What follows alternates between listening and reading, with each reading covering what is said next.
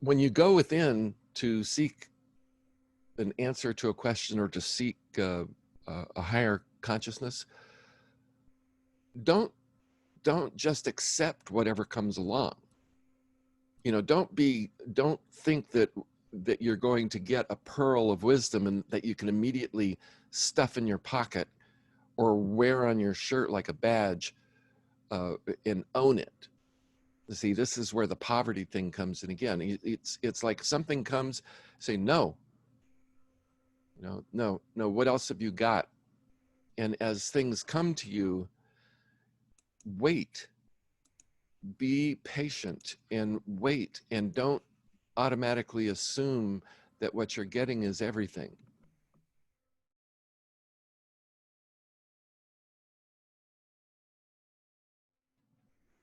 So tonight I thought we would talk about one verse, the first verse in the Sermon on the Mount.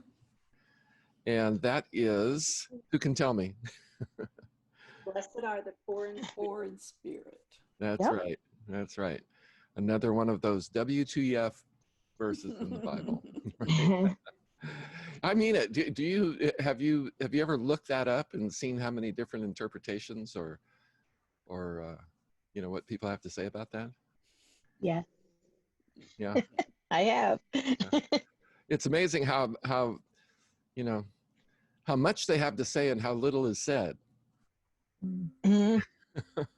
So no, but there's so many different levels, you know, and the ones I've seen have just kind of been on the surface, just trying to figure out what that means without, you know, having the spiritual sight. Yeah, me too. You know, as you know, we're approaching this in terms of looking at Jesus as a master teacher with a school that he is in. And in the tradition of gurus and master teachers, they all have schools, right? If it's 1 or 2 or 3 people, or if it's 100 or 500 or thousands, they always they have a school. So we're looking at it in that frame so that we can better understand what Jesus is talking about. Because when we reduce it to that, you know, that narrow of a focus, it starts to make a lot more sense. And what we found with this particular way, and first off, this, you know, this is like the inscription over the door. This is the first up in this body of teachings that we call the Sermon on the Mount. And it's these 3-4 chapters in Matthew really are like the synopsis of Jesus's teachings. The rest, most of the rest of the New Testament is about his miracles and the events and his eventual trial and execution and resurrection. So we can expect that the first few things that he says here, or that's recorded, that's been organized out of all of his teachings, would be the most important, or at least be like the chapter headings. These are like maybe the categories. These are going to, we could kind of expect that they would organize everything that would follow. And I think that's probably why they call the first 8 or so the Beatitudes. So the first of these we could expect would be really the most important.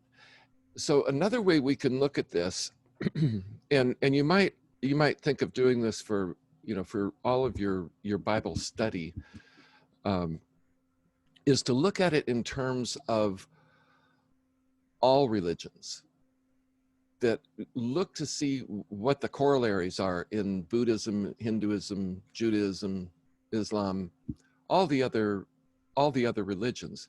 If this is the most important thing that scholars and the people who put the Bible together thought of as you know, of Jesus's teachings, then surely they would have to be universal truths. And if they're universal truths, they should stand right out in the body of teachings of the other religions. So, and when we look at the other religions, they all focus on humility. They all talk about the ego. They all talk about submission. They talk about being in a receptive state of mind. And especially in this context of a teacher working with students, Jesus is saying to this group of people, you're here to learn from me. I'm not here to learn from you, right? I mean, that's kind of the basic thing. If you're a manager at your job and you get a new employee, that's pretty much understood that when a new employee comes in, they're there to learn at first, and then gradually they're given more and more responsibility as they learn. It's like an apprenticeship. And this being poor in spirit has a lot to say about that, because when we look at what is it to be poor in spirit, and we're talking about poverty, and poverty is like, I don't own anything.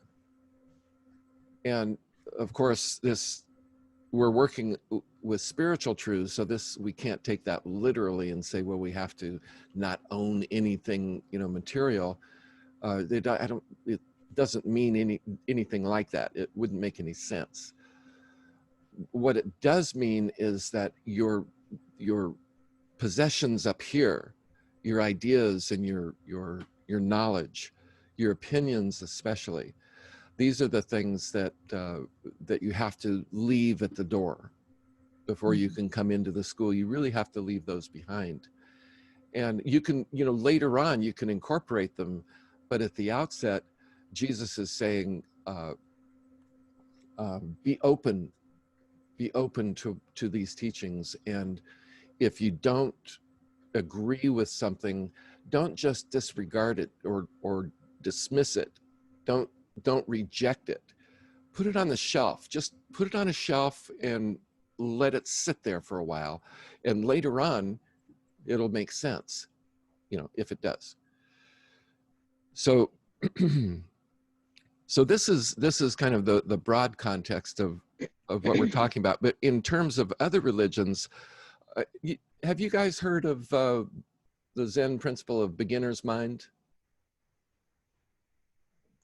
In Zen Buddhism, they have the idea of beginner's mind. And there's the story of the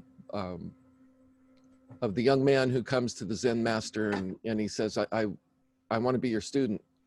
I want to join your school. I want to be here. And the Zen the teacher says, well, would you like a cup of tea? And he says, yes, please, thank you. And so he starts pouring this guy's tea, and he lets the tea just start overflowing and spilling out onto the floor, which greatly offends the young man. The applicant says, what's the matter with you? Can't you see my cup is full? And the teacher says, yeah, so's your mind. Right. Yeah. So it's kind of like that, right? Kind of like that. So so this is what everyone must go through. And if we take it out of the context of dealing with a physical teacher, because this never stops, this business of humility never stops. You're going to be dealing with this your entire life. In fact, the farther along on the spiritual path you get, the more you'll have to deal with it. So as was demonstrated with Jesus's temptations, right? That was one of his main temptations was, the devil told Jesus in the desert, if you bow down and worship me, the whole world is yours. You can rule everything. You want to set the world straight? Now's your chance. And Jesus said, no. So, but this is the kind of thing we're talking about. So when we're dealing with humility on the inside, that's where we get quiet. When we ask a question in meditation, or we go to the self and we ask a question, then we have to get quiet.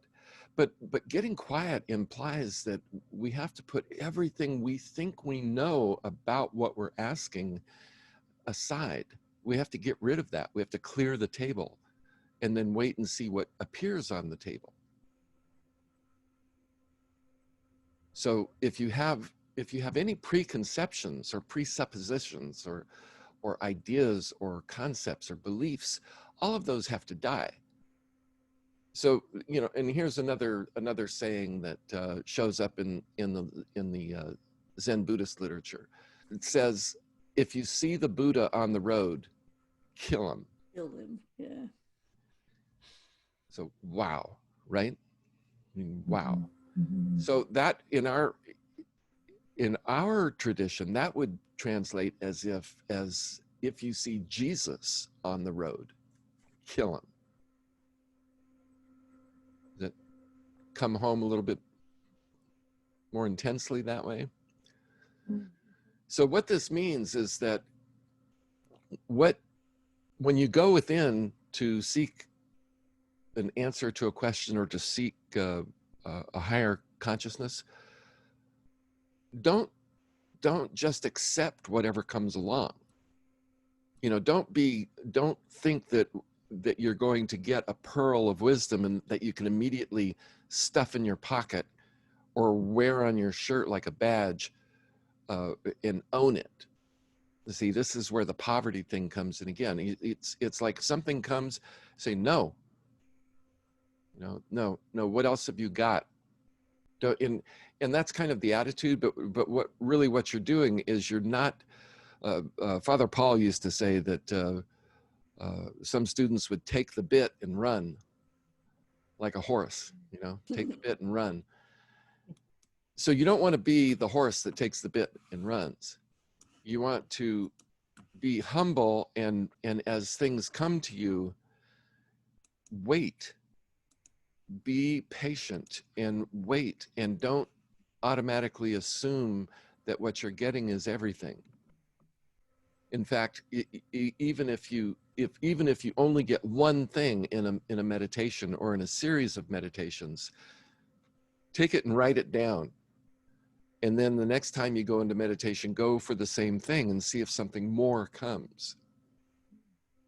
So it's this poverty of spirit. It's being in the spirit of being poor, that you're not there to acquire possessions, you know, and in this case, it's mental possessions.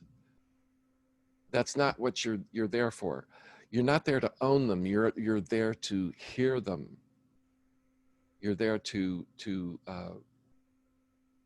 as a humble servant would be, you know, tell me what I need to know, not so that I can own it, but so that I can incorporate it. So is this making sense so far?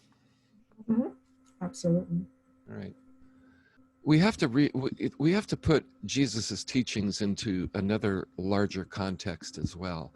And one of the things that I've discovered in trying to research the Sermon on the Mount is that almost nobody takes a comparative religion tack with it.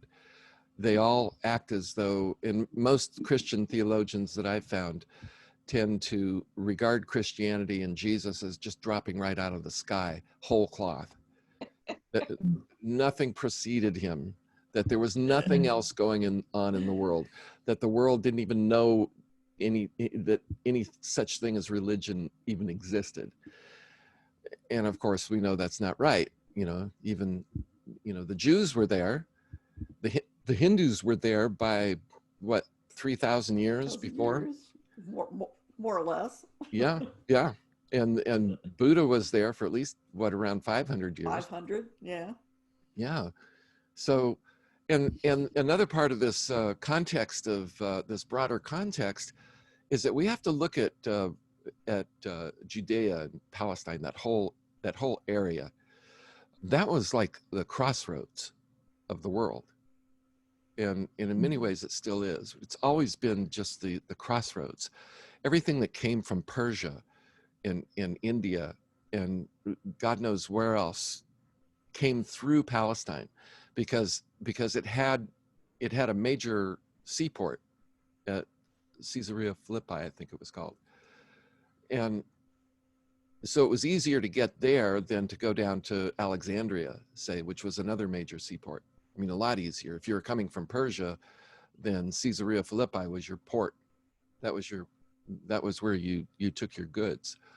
And from there, then it went to the rest of the world.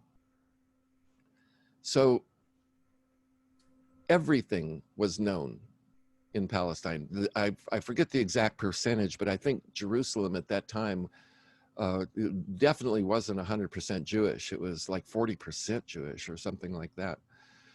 And just only 4 miles outside of Nazareth, which is where Jesus grew up, 4 miles away was this town called Sepphoris, and which was only recently discovered in 20, 30 years ago, I think. And it was a cosmopolitan, small city. I guess all the cities were pretty small in those days, but it was a cosmopolitan center of trade and culture. And it was a wealthy city within walking range of Nazareth. So whatever Jesus's trade was, whatever he and his father Joseph did, and the scholars, they wonder if it was, they think it could have been carpentry, but it could also have been stonemasonry. They're not really decided on that. And I guess they have their ways of really parsing that out. So, but in any rate, that's more than likely where Jesus and Joseph conducted their trade. So for them to have done that, they would have had to have known Greek and Latin. They would have had to know Hebrew, of course, because Jesus could read the scriptures. And Jesus, being of the kind of intellect that he was, he would have known just about everything that there was to be known, as much as any of the scholars, which means that he would have known the Greek philosophers. In other words, he would have known pretty much everything that the smartest people around knew, because we can tell just in the nature of his teachings that Jesus was an extraordinary mind. Even setting aside, I know a lot of people think that, well, he was the Son of God, of course he would know everything.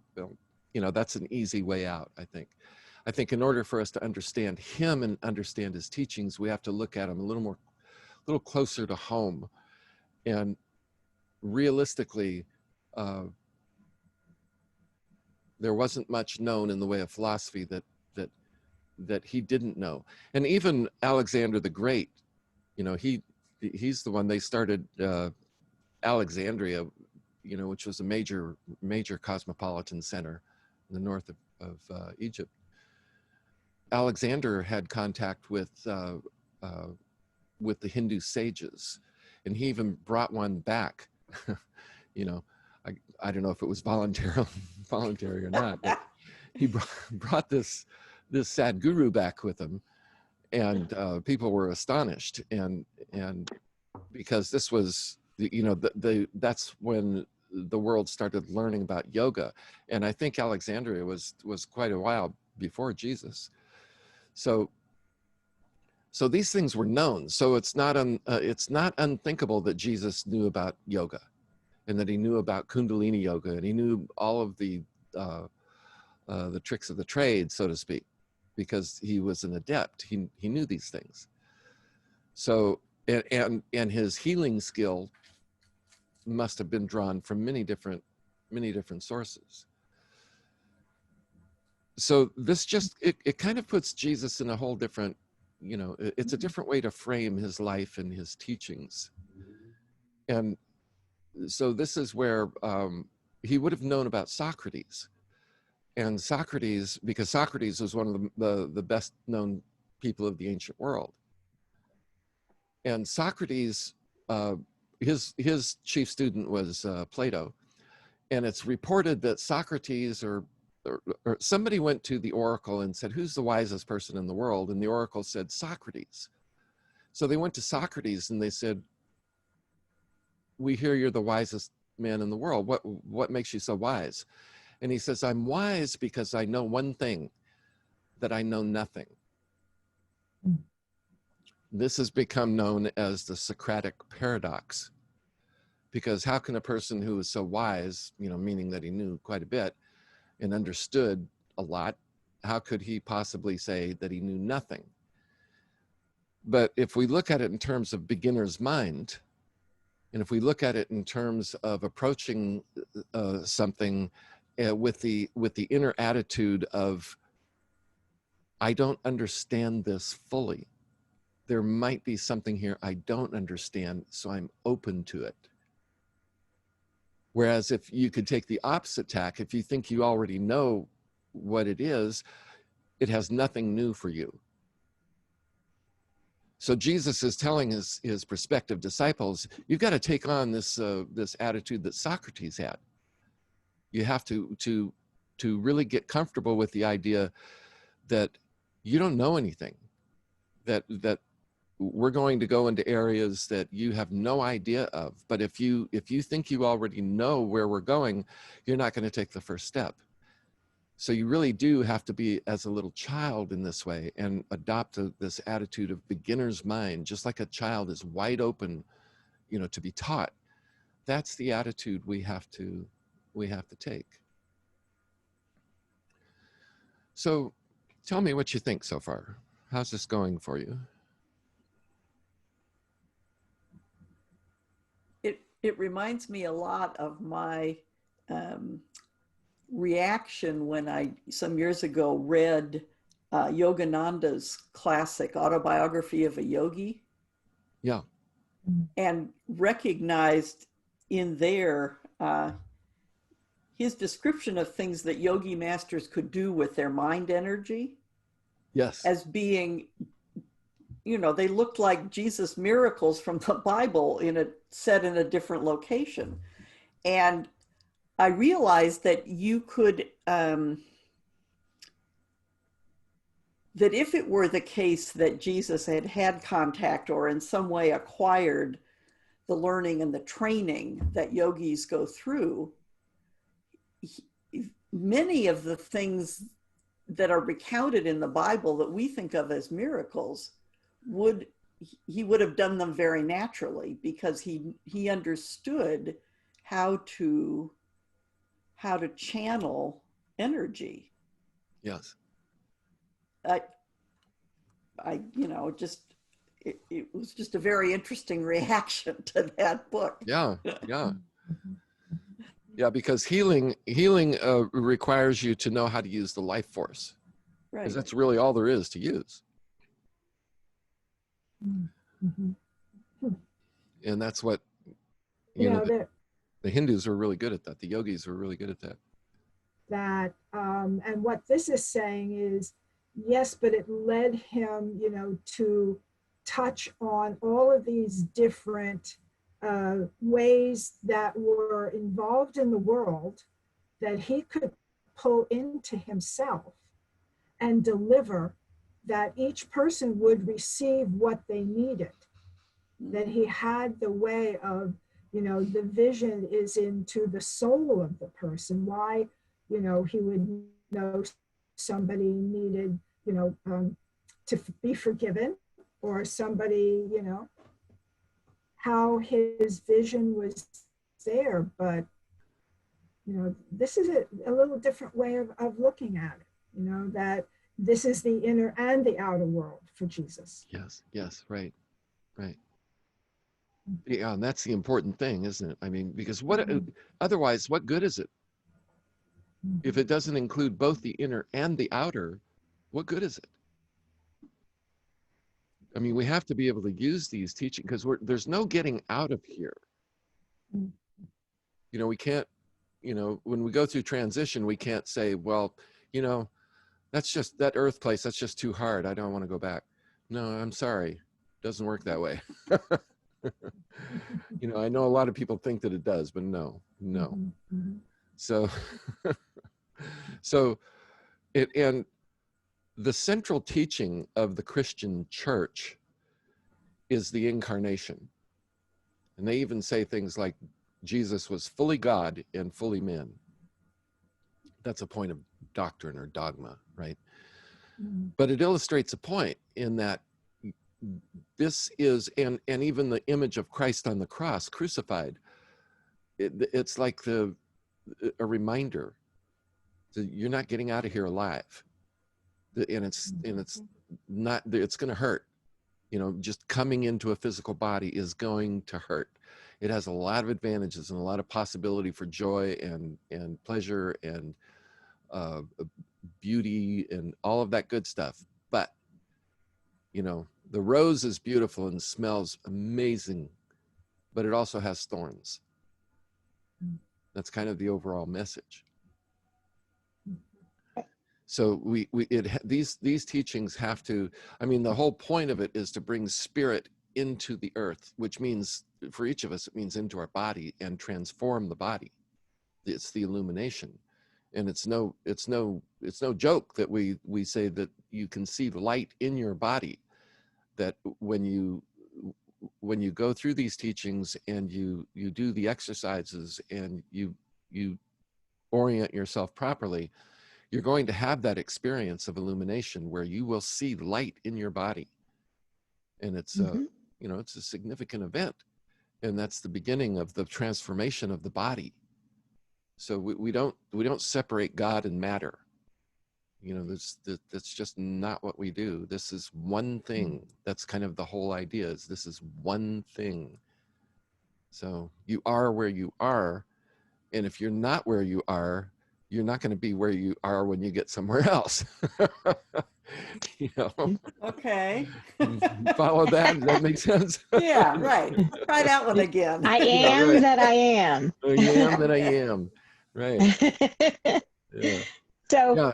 so I was going to say, like, spiritual poverty to me means dependence on God and emptying ourselves, like through meditation, to just clear our mind and just be receptive to what's coming in and to drop our concepts. And when you said, like, the phrase about if you see Jesus on the road, kill him, to me that means, because obviously then we have concepts of who actually Jesus is, and that those are only concepts. We can't, you know, begin to know all that he was trying to teach us and to show us, you know, because we have them maybe in a box in our concepts, and that we need to let go of that, to kill anything that, to kill our concept and our you know, our ideas of the way things are or should be, and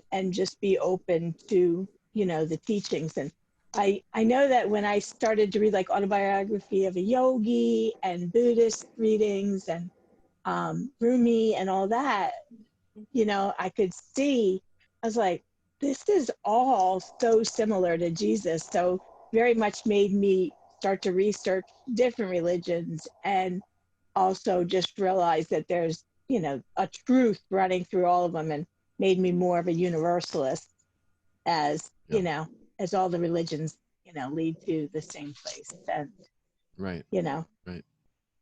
as a Christian, Christ is the victor for me, but they're all leading to that place. And then the Christ within that we all have to meet anyways, to actually, you know, realize God and realize that we are, you know, very much from God. Yeah. I'll put it that way. So Christy, I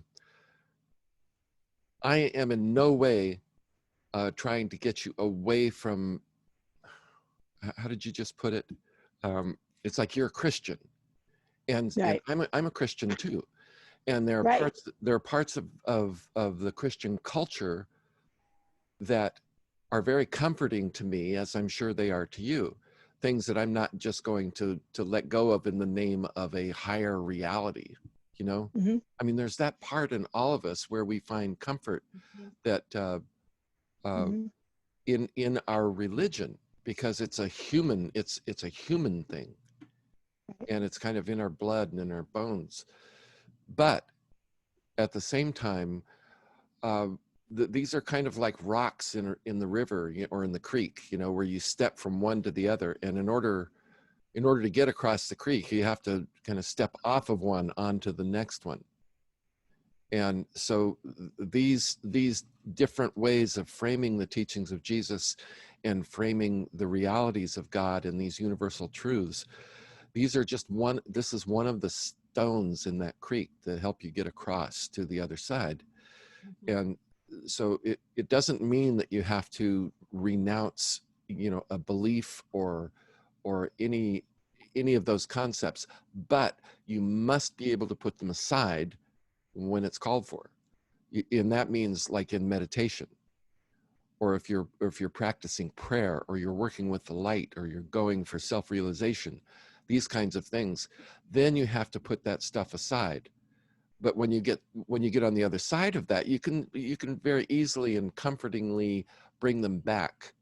So you don't, you know, this is not.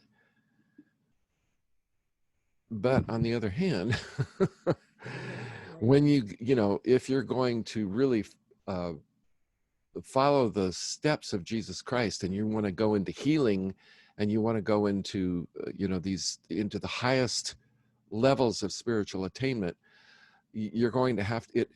You will come to a point where you have to let go of everything. I mean, all of your concepts of reality. And that's where you go into some very strange waters. You start going into places that only the physicists are talking about when they say that, you know, that reality, what we call reality is really, you know, we have no idea what reality is. And you will come to the doorstep of some of those places, and you can't walk in that door unless you leave everything behind. And that's, you know, that's scalable. So that meaning that we go through those kinds of experiences incrementally as we grow into them. But I just felt like I needed to say that. Does that make sense? Yes. Yes. Thank you. I was going to say, when I was younger, other than being Catholic and maybe some of the, you know, Lutheran or some of the other local religions, I had no concepts about Hindus or Buddhism or, you know, the same book, The Diary of a Yogi. But I can remember when those books were suggested to me to read them. And when you talk about not having anything in any concept, I had no concept because I had no idea. And not having any concept, I was more receptive and aware of what I learned in there. You know, I mean, I was like a sponge, just, you know, absorbing the different things that he had. And I've noticed as I've gotten older, I've read a lot more books, or I have to work harder at that, not forming concepts, kind of pushing that aside. Mm-hmm. Where when I was younger, it seemed like it was easier because everything was so new.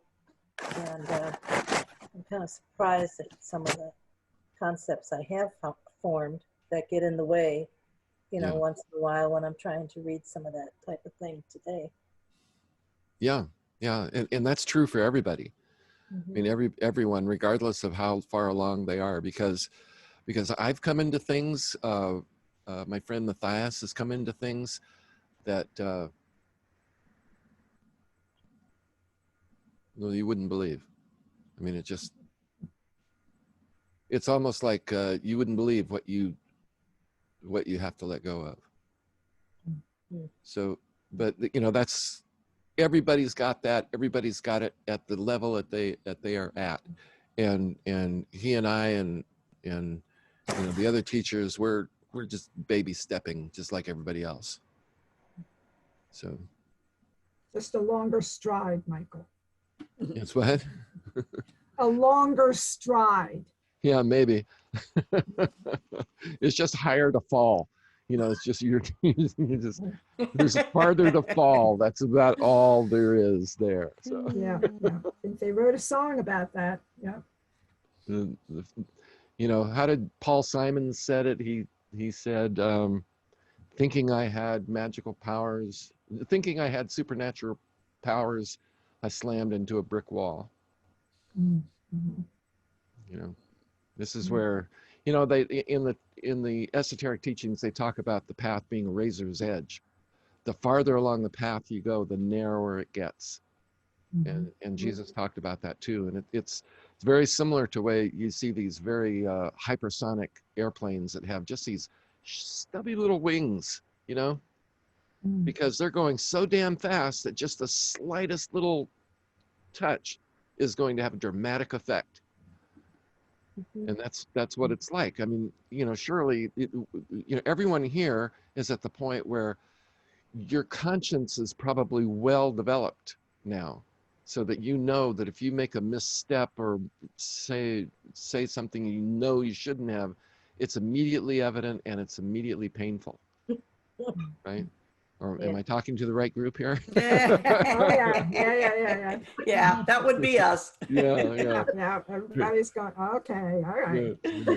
There's no free ride in this. There really isn't. No, It just gets that's right. tighter and tighter, but you go faster and faster. Mhm. And which means then higher and higher, which then means further and further within, you know. It's like Narnia, higher, Oh. farther in and higher up. My favorite books. Yeah. So we covered beginner's mind. Oh, and there's also, in a very practical sense, this thing about beginner's mind, it's an act of will, because you come into anything, whether it's politics, whether it's a marriage, whether it's a job, no matter what, you come in with a certain set of ideas about it, but you also realize real quickly that there's so much there you don't know, that you willfully have to put what you know aside. You have to sit back, take a breath, and say, okay, what am I not seeing here? And that's essentially it's an act of will. You're willfully putting yourself into the position of a beginner. And that takes willpower. Because the mind is really, it has its furrows that it travels through, and it's very persistent and stubborn. It doesn't want to get out of those, because that's what gives it a sense of stability and predictability. But when you come into a new situation, no matter how mundane, you have to get out of that, and you have to willfully set that aside. So what this also means in a very practical way is it gives you the ability to be objective. Because unless you can approach a situation, a philosophy, or an ideology or whatever, unless you can approach it with this attitude of what does it have that might be of help to me? What can it teach me? What do I have to learn here? Somebody new comes into your life, should be the first thing that goes off in your mind. Why is this person here? What do they have to teach me? That's really being humble. That's what it means to be humble. And as you can imagine, I'm sure, maybe you haven't thought about it in this way, that's an enormous source of power. The person who can do that has enormous power. And by power, I mean the power to influence events and to influence other people. Because it's the person who, if somebody comes to you with a body of knowledge already all laid out and bullet pointed and, like an outline, you can tell right away. They're not speaking from here. They're speaking from here. And, there's so much of that in the world that it has very little value anymore. I mean, they're experts and technicians and people who know stuff that we need to know. That's fine. But when it comes to spiritual truth, you can't bullet point that. That's not something that you can summarize easily. In fact, you can't even really discuss it. You can't even really describe it. The only thing you can do is demonstrate it. If you know something, you have to be able to prove that you know it, and that has to it has to exude from you. And I'm not just talking about confidence, because that's a developed trait too. You can develop confidence and a winning smile and all of that stuff. That's not what I'm talking about. I mean, you have to have walked that path. You have to have actually done what you're talking about for that to really come through. Otherwise, people will know it. They'll know that you're just, hot air. So, and there again, it's a period of the spirit of poverty, in that you're not looking for something. You're not trying to get something from other people, because that wouldn't be in the spirit of poverty. That would be in the spirit of opportunism. That would be that would be manipulation. That's having an agenda, or strategy. That's strategic thinking. That's not being. Being has no agenda, no strategy. It just doesn't need one. That's what our student sermons are. When you're saying that, like when we give our students sermons, it's what we've experienced, from within. So it's easier to share that. Right. Yeah, you can't you can't prepare for those, right? Even if you do, you get up there and your mind goes blank. So Yeah, all you that's what they're for, Renee. I know. Oh, Yeah. So anybody else? I'm looking at some notes here.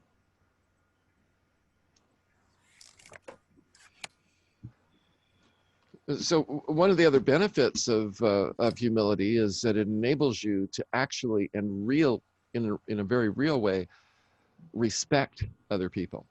Because if you think you have something, then that implies that the other person doesn't. If you can't really see the infinite potential in the other person, there's no way to respect them, because you're dealing with a limited or a finite entity. When Hindus say namaste, they're looking into the deepest part of you. This is how it's supposed to work. I'm sure they're just like us, and that we say things and don't do them, right?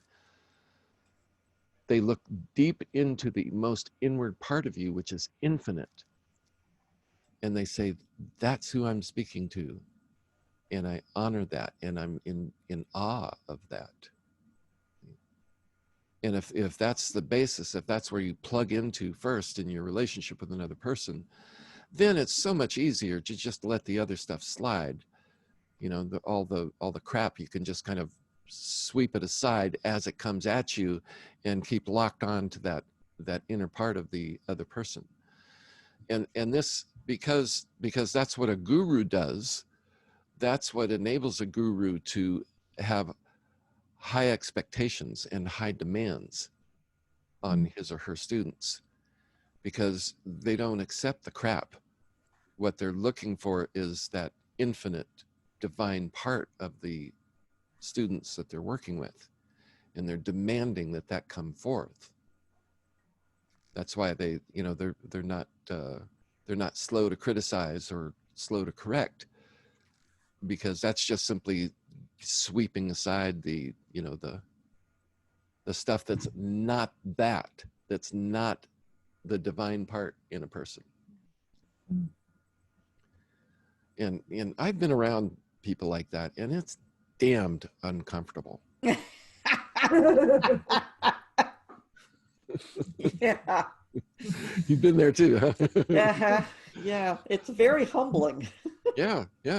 Can you imagine what it would be like to come face to face with Jesus Christ in his current state, as an ascended being?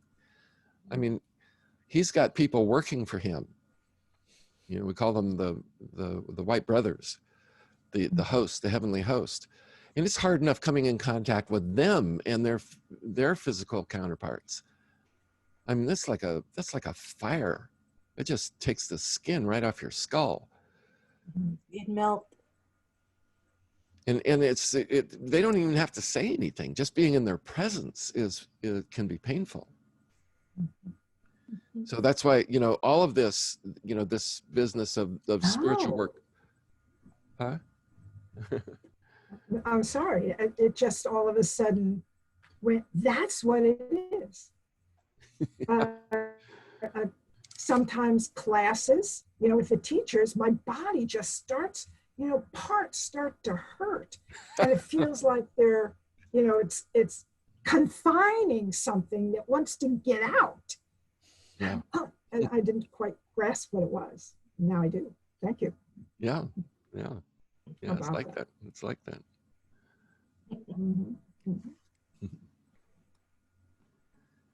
So that's the kind of power that I'm talking about, is that we want to develop ourselves spiritually so that when we walk into the world, when we're in the world, we want our presence to affect the world. We want the world to change as a result of us being in it. And of course, we want it to change for the better. We don't know what that is. We have no idea what people need. We don't even know what the world needs. So we can just go in knowing that we carry the light, that whatever happens as a result of us being there is going to be good. And that's our constantly looking up to Jesus and the host, saying, I don't know, but just pack me full of light and send me out and I'll shine, and then, you do whatever. And I'm okay with whatever it is you're doing. That doesn't mean, however, that we can be just oblivious. We have to kind of learn as we go, that we want to observe and see what the effect we have on the world is, and observe and learn, take notes and say, okay, this is how the light works. And if you're with somebody and they start going through changes, or something develops, or they say something, or like Jean, you just having that aha moment, you want to look for things like that and say, okay, that's good. That shows me how the light works. So in other words, like, who was it? Joan Borisenko, I think, said, keep an open mind, but don't let your brain fall out. You need that too. Yeah. So in the meaning of that is that your intellect is a tool. So you want to constantly be working on it. You want to keep it sharp. You want to develop it. You want to stay sharp, as sharp as you can. And to improve, the level from which you're working. So there's nothing wrong with that. There's nothing good about being naive. Naive is not a quality that Jesus and the host are looking for.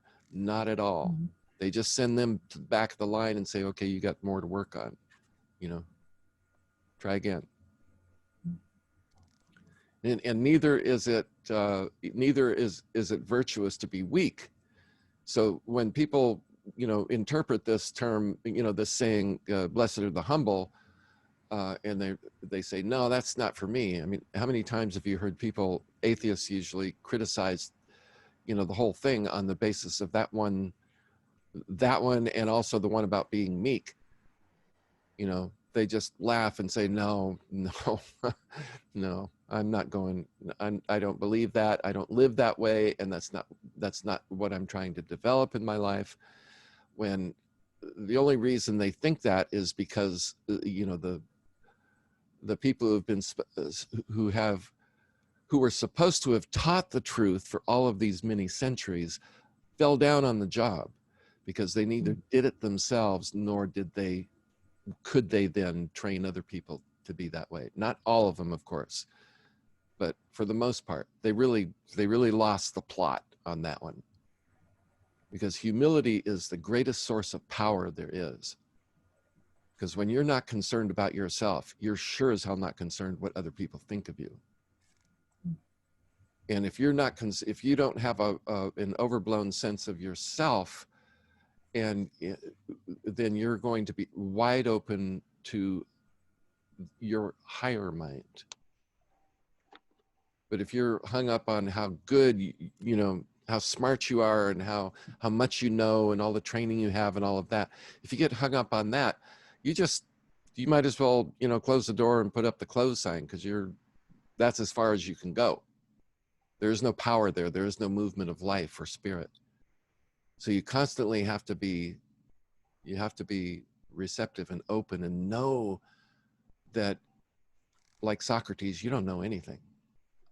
No matter how much you know, you don't know anything. And that will I've heard will always be the case, because the universe is a pretty big place. Mm. So it's more a way of being than it is a goal to reach, right? It's how, it's just your general attitude. It's your be attitude. I hate that word, but how it works in this point at this moment. It's your attitude of being. It's your angle of approach, you know. Well, I think we've about covered it. How about you? Does it bring up anything? Well, I have to share something. Okay. I was a sister in the order. I think I was still a student. And I will never forget this, because I was talking to a young gentleman. Of course, being a sister, I'm thinking know all the, I have the stuff. And I can't even remember what we were talking about, but this young man just kind of looked at me, and you can just sense he came from a place of humility. But he put me so nicely in my place that I can't even remember what we were talking about. I was just fascinated and astounded, and just my jaw dropped. Like, you know what? And he changed me. Like, this was like, I don't know, 30 years ago. I can still remember the feeling that it had. It was humbling for me, but you know what? It also, like, it cleared away the junk. No, seriously, it was, like I said, I'll never forget it. Yeah. I try to emulate it occasionally, but yeah, to me, that was humility. That was true humility. Yeah. So, yeah. Yeah. So good. You got a good demonstration of it. Yeah, I did. And I won't forget it. Yeah. That's right. Yeah. Yeah. You know, St. Paul said it. Teachers can do that. Yeah. St. Paul said that it wasn't in many words that he taught or that he could reach people, but through the power of the Spirit. It's how deep your consciousness is and how much of the Spirit you can let come through you that will affect the other person. How do they put it now? They say, no one ever remembers what you say, but they will always remember how you made them feel. Right. That's kind of a lower level of that same truth. Because it's one thing, an actor can just break our heart, and really, take us all in many different feelings that the masters at leading us around in. But that's a whole nother order of magnitude, where spiritually, like what you experienced, Rosemary, was you felt deeply affected by that at a spiritual level, not an emotional level, right? Oh, no. Yeah. No, it was way deep. Yeah. It's good though. It was good. One of the classes, Michael did that to me. I felt like I didn't have any skin on my bones. Nicely done, but you go, it's like, strip this away, strip that away. And not even talking to me as this is you, but in the class, but knowing that this is you. You got the this, shoe fits, right? that, and that's right. Absolutely.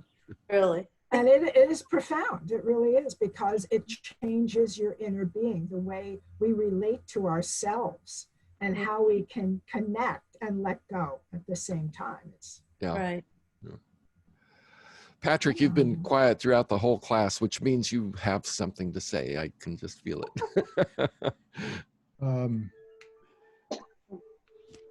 Not really. I mean, it's okay if you don't.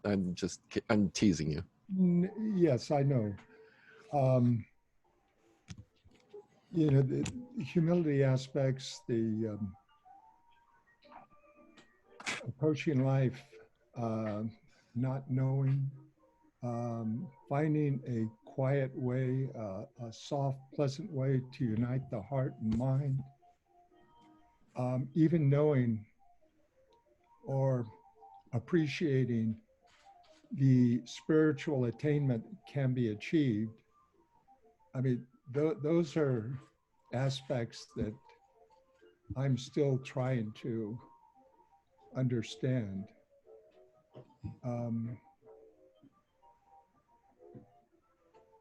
openness. You know, it's taken me, okay, these go down to a personal level. It's taken me a bit to be open and humble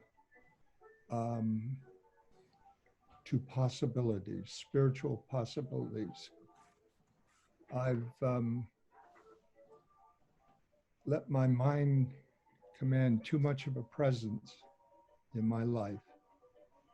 I guess I would be several cups of tea that are overflowing. Mhm. I doubt that I would feel that a single cup would have been enough. But I mean, I was thinking, because we're nearing the end, I was thinking, Michael, don't call on me for the closing prayer, because even the prayers, I have such a difficult time to be able to express it in a communal circumstance or setting. I mean, for me to appreciate what others may wish in a prayer is almost arrogant.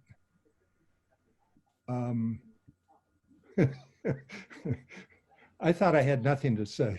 I know. You did pretty good for nothing. So don't call on me, Michael. Okay, I won't. I Don't promise. call on me, Michael. Yeah, okay. Thanks, Paul. Yeah, a little song at the end. Well, Patrick, I think you touched on something really important, and just do this briefly, and then we'll close. There is a, how do you say this? We don't want to just throw open the doors, right, to our soul. I mean, we're always protective, and rightfully so. We don't want to just buy into anything, because we don't until we really know. So we take it a step at a time. There's a conservatism, you know, there's this this desire to protect and to, this is what I meant by, you know, keep an open mind but don't let your brain fall out. It's like trust but verify, trust but test. Don't just accept that you can get answers from the self within and then just believe anything you hear. I mean, that's certifiably crazy. That's what pretty much defines an insane person. They believe anything and everything that comes from their own mind or their gut. We can't do that. We have to enter into it like a scientist and say, okay, I'm going to go into meditation. I'm going to ask a question, and if it's right, if it comes through, then I want to see it. I want to test it in the world, and it's got to be true.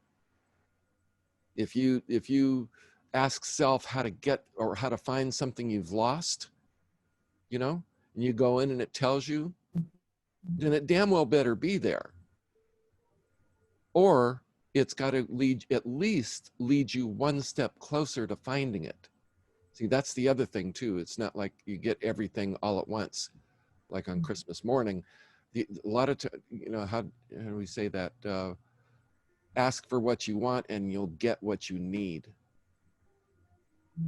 And sometimes what you need is just the next step in a long process. That's a real important lesson.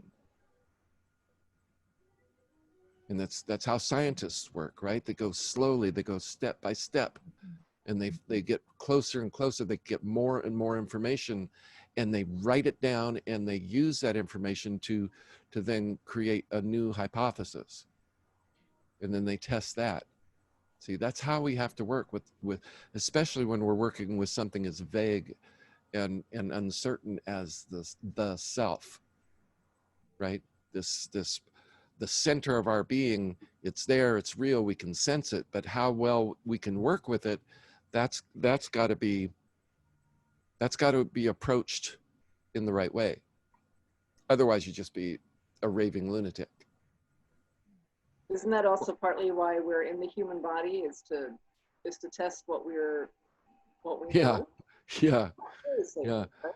Because mistakes have a way of really showing up here. Yeah. So this is about being humble.